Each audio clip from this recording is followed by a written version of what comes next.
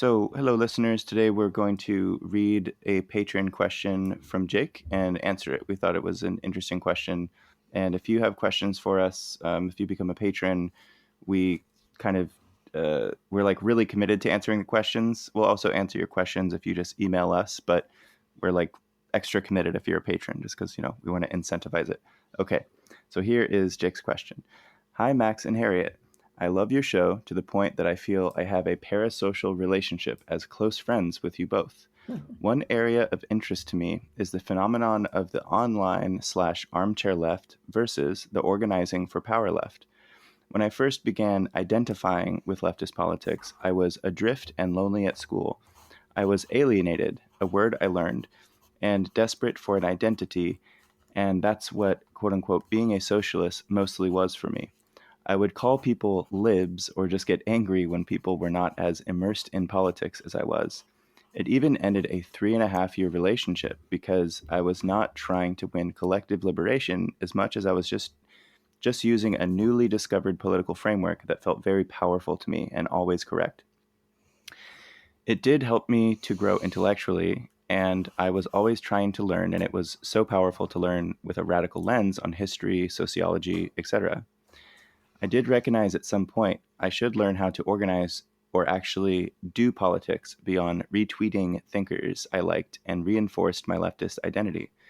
I joined a student labor solidarity group and attended Organizing 101 workshops, including an IWW one with, I think that's West Virginia teachers, WV teachers. Mm-hmm. In my senior year, I decided I had to be an organizer now, not because I'm especially effective at listening and building relationships with working class people, but because being an organizer is what serious leftists do. I read an important book that served as a personal paradigm shift, Hegemony How To by Jonathan Smucker, that turned out to be a gut check for why I'm drawn to these politics, and I do actually want to be in the struggle. I just wanted to point out this phenomenon. Was it just in my head? Are there other confused leftists out there that could be plugged into winning power and not just listening to Chapo? And that's a reference to Chapo Yeah. Trap House, a podcast. Is this a mental illness or just deep alienation? Either way, it did damage to my relationships. Thank you both. Well, I think that's a really good question. And it is a constant issue in the left. There are those who join the left because they want to feel morally and correct in Mm-hmm. and they associate moral and political correctness because politics are morality in the world. But some people would Mm-hmm. just want to be pure. They don't actually want to win power. They want to say to themselves they are doing the correct thing, even if it's alienating people and ineffective. And that's a real Mm-hmm. problem because if you talk to real people, the situation is always complicated and you can reach people, you can listen to them. But if you know you have the truth with an almost religious fervor, you'll alienate most people around you, but you'll feel very righteous. Yeah, yeah, I couldn't agree more with Harriet. And I think from my own personal experience, I did this, I think, when I was a little younger. I mean, I still do it sometimes. I think when you become really entrenched into an ideology of any kind, whether it's like you're a socialist or I don't know if you're a hardcore libertarian or something, and you've read all the books and um, your social media algorithms are only pointing toward one really small kind of a very myopic perspective politically, and you go out into the real world, you're going to find yourself feeling pretty alienated from other people, right? Because most normal people they're either watching basically Fox News or MSNBC, and those are kind of the only conversations people have politically. So, if you want to talk about like labor theory of value and Marxism or something like that, that most people don't they Yeah. haven't read that stuff. And if you're listening to like Chapo Trap House, I mean, that's like a few super irreverent white dudes in Brooklyn who are insanely online, well-read leftists that are just saying they've trolled their way to fame. They're really smart. I mean, I've listened to it. I kind of like their podcast, but they're not. Um, if you're going to try to organize your workplace or organize a building of tenants or just engage in any like normal organizing project, you can't lead with the kind of language the Chapo guys use, or uh, just use leftist jargon, and calling people libs just kind of hurts their feelings, and then they're never going to listen to you. So um, it's sad. I feel like a lot of us have done this. You get onto a high horse on something, and then you feel, like you said, Jake, you feel powerful. And once you feel powerful, you're acting maybe kind of arrogantly, and then you push people away. And I almost think it's a developmental process for some people, where Mm. they have to go through this phase and then they realize what they're doing, maybe from some feedback or feeling lonely afterwards, and realizing that they should find a more effective way to talk to people. Yeah, because the point is, there are 2 points. If your point is to prove to the world and yourself that you are correct, unlike the other misguided people in your environment, that's one thing. If your idea is we need to win power so that our ideas and values can be put into practice, that's another whole thing. Mm-hmm. My father, who was a leftist for a long, long time, used to say that too much of the left is go down fighting, but by all means, go down, because that's what happens. If you look at the descriptions of people like AOC or like the Unite Here people who went around all over the place to get Black people to register to vote, and although they're not admitting it at the moment, 38% of the Democratic vote was a Black vote. It was people who were organized for years, not just around the election, but around Black lives mattering and Black votes mattering and Black Mm-hmm. people's welfare mattering and all people's welfare mattering. And that Mm-hmm. was door to door stuff. AOC Mm-hmm. visited every household that would let her in her entire district. Whereas her Mm-hmm. predecessor, who she beat, even though he was an incumbent who'd been in for about 20 years, he didn't even bother coming around to the last weeks before the election and didn't go visit anybody. It's that scut work Mm-hmm. of interacting with people around their values and yours and trying to link the two that makes a difference. And it means spending a lot of time in people's kitchens rather than making what you think are politically correct pronouncements. Yeah, and it took me a while. I think it may have started with the IWW organizing one-on-one training as well, then some other experiences, and finally realizing, oh, and Jane McAlevey, anyone who hasn't listened to her talks or read her books or whatever, this concept of like mobilizing versus organizing from her perspective, I think is just a really beautiful picture of kind of what we're doing wrong and how to do things right. In her description of this, mobilizing is getting people who already agree to go do a thing together, like go to a women's march or whatever. And organizing is expanding the base of people who you can then later mobilize. And so organizing is tasks. The task of organizing is literally talking to people who either very much don't agree with you or don't seem like they care about the issue. And if you think about the way voting behavior even works in the United States, we tend to think like half the country votes blue, half votes red, or whatever. But it's more like 25% votes blue and 25% votes red, and like 50% doesn't vote.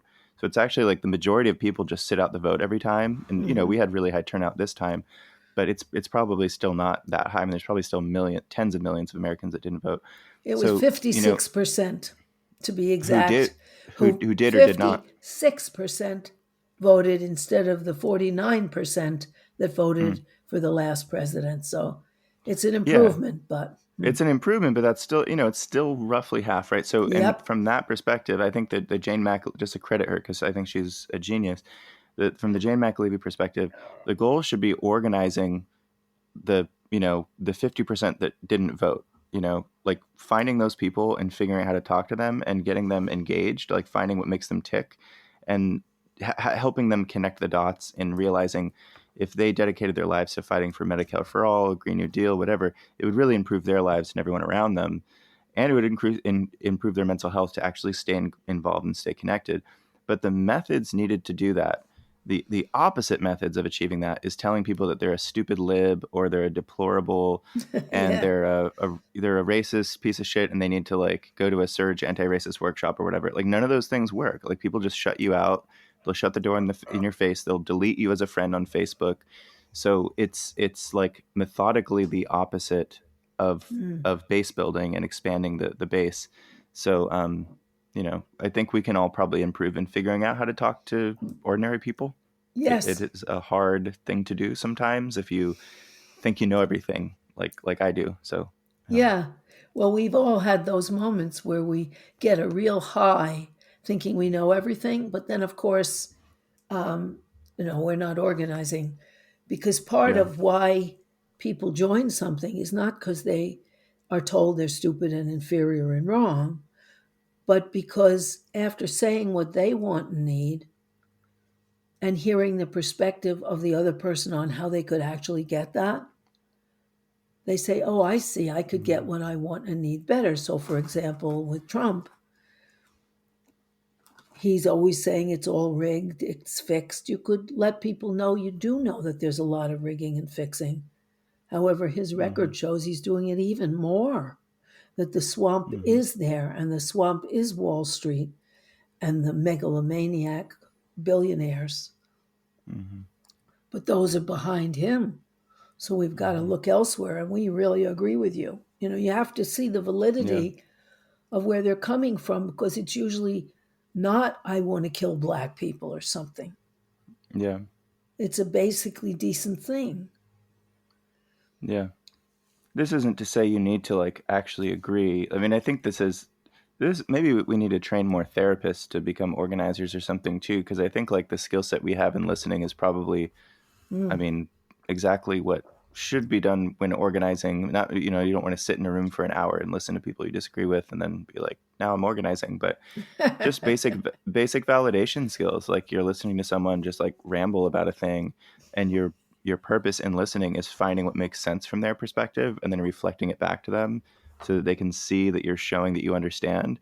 I mean, people just feel really good in a relationship with you when you do that, and it does take some skill. Like most people can't do it automatically, but when you do that with somebody, even if they disagree, um, like I don't know, like a white supremacist that's like going off on ridiculous stuff, like I might try to connect with them and like, well, I can see that you feel like the world is going in the wrong direction and you feel like you don't belong or something. Like, I might try to find something like that. I'm not going to validate like white ethno state now or something like No. that, but like I might try to find some point, and if it doesn't work, I guess we can fight them in the streets or whatever. But you got to try to connect with people that you disagree with.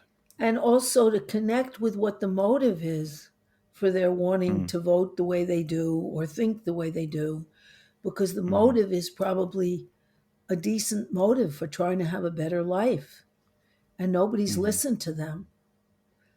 And, yeah, this is a real turning point here in politics where it's very much needed that people do what AOC and the whole squad did, and the new people in the squad, Mondaire Jones or Ricky Torres or Jamal mm-hmm, Bowman, are mm-hmm, all guys who listen to people.